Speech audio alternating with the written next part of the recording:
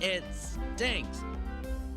Welcome to my channel, folks. I'm your host, Olivia Daniels. We'll be talking about a fat, balding, mean-spirited critic who takes his position of criticizing movies too seriously. And no, it's not Roger Ebert. Actually, we'll be looking at a show that is a love letter to cinema and New York City, which is The Critic. The Critic was created by Al Jean and Mike Reiss, who worked on The Simpsons previously from seasons 1 through 4. It was first broadcast on ABC for the first season, then it went to Fox for the second season. There were also web episodes that were released in the 2000s, but I don't like those episodes because of the dated computer software that reminded me of those preschool online games I used to play.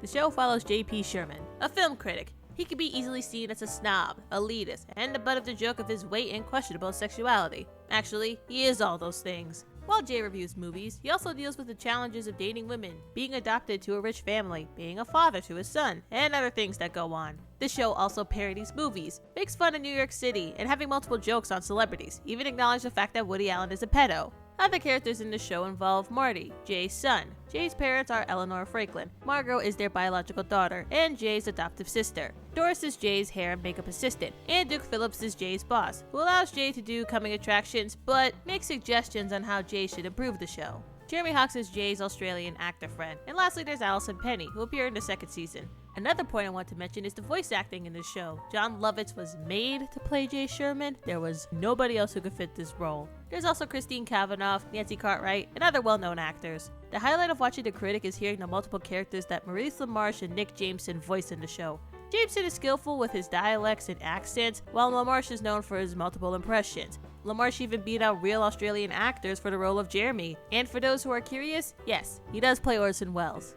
Yes, they're alive, but I have gone to a better place. A place filled with Mrs. Pell's fish sticks. Yes. Oh, yes. They're even better when you're dead.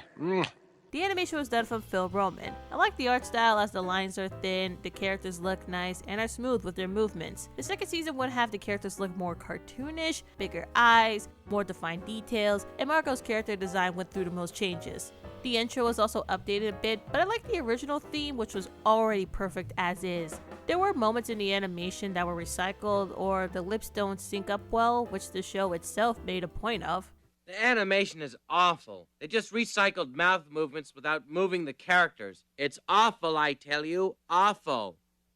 I prefer the style of the animation in the first season. Also, I really appreciate the visuals they give for New York. Then again, I'm from California, and what I learned from New York is from what I've seen in TV and movies. I also like seeing Jay having small moments of victory, like when he bonds with Doris and having a relationship with Alice. It's nice to see Jay be seen as a human being instead of the butt of the joke most of the time. The writing and humor is the show's strength. There's a great sense of using visual gags for their jokes, except for the jokes that are related to The Simpsons, cause you know, we're on Fox now.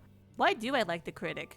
It's a no-brainer. A show that discusses the issues of cinema and Hollywood culture? Of course I would love the show. I love how the theme song opens up to New York City in its warm environment. It's definitely on my list of best TV themes. I appreciate the moments of Jay speaking out against Duke's changes when he wants to alter classic movies, talking about how Hollywood needs to stop making crappy remakes and sequels, and even having real-life critics in an episode. The episode where Gene Siskel and Roger Ebert appear is my favorite episode. Siskel and Ebert are my critic heroes. Sure, they review movies, but they indulge in meaningful conversations and talk about the importance of cinema and how movies are so special and not just something you should be willy-nilly about.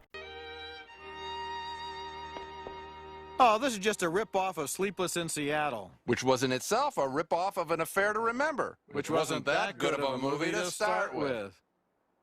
Hey, I guess we do make a good team. Come here, you big lug. Without them, I wouldn't be the passionate critic I am today. It's because of them, they're the reason why I'm doing what I'm doing right now. The Critic was able to reach something most adult animated shows haven't done. Be fondly remembered in their short run. I wish it did get some success like other primetime adult animated shows. Yet, I could cherish the 23 episodes that were created. Anyway, I think The Critic was a great show that captures the love of New York and cinema. That's all the time we have, folks. Tune in next week for the next video. Thank you for watching my video. This is Olivia, signing off.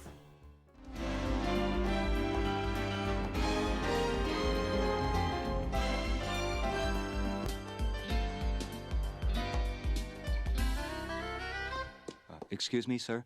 The show's over. But I have nowhere to go.